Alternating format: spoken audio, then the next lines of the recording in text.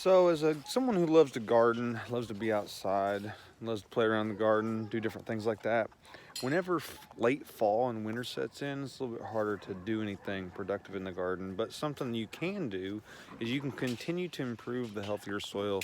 I've made several videos about composting in place, things like that. But other things that you can do is you can go ahead and start planning. And honestly, I don't think it's ever too early to do planning. And when I say planning, you could be doing drawings of your garden, figuring out your spacing, figuring out what you're going to plant where based on what you planted previously. Some people are real big into crop rotation, others not so much. Whatever your thought is on that, go with it. You know, if you don't think it matters, then it doesn't matter. If you're not seeing anything wrong with planting tomatoes in the same spot for the last 15 years, then go with it. Not a big deal. But now's a great time to be checking out your seed suppliers, seeing what new varieties you want to plant, because it seems like the last 3 or 4 years, maybe even going back 5 years, some seed availability has been a little bit tighter. So if there's a variety you're really wanting to look at, seeing about planting, the earlier you shop for that, the better. That way it ensures your chances for having the seed. Yeah, the old standbys are always going to be available. The ones they sell at Home Depot and Menards, those are always going to be available. The ones they have at Lowe's, the varieties that are very common are always going to be available.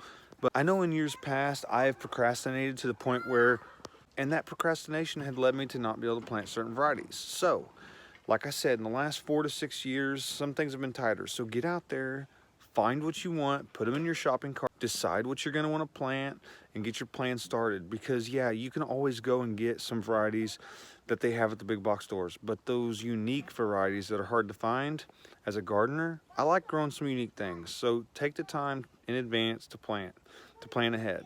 Also, if you're wanting to plant certain things, certain onion varieties, you want to go ahead and start doing some research, seeing what kind you want. If you want to plant blueberries, for example, hey, if you wait too long, blueberries, you won't be able to get the plants. I'm telling you what, you want to be placing those orders in February, and you can pick your ship date based on your zone. That's what's great about a lot of those places. They will let you pre-buy and select your ship date. Same goes for onions, same goes for potatoes. Lots of things like that, that the supplies are really tight, and if you wait too long, you're just gonna be SOL. You can pre-plan ahead, place your orders. You can usually get a good deal, especially depending on the quantity you're buying, and you can select your ship date that matches your zone. So off-season is all about pre-planning, increasing the fertility of your soil with compost, and looking around, finding what you're going to want to plant for next season. So I hope this was helpful to you. Just some things I like to do in the off season for my garden area. And yeah, that's about it. Have a good one.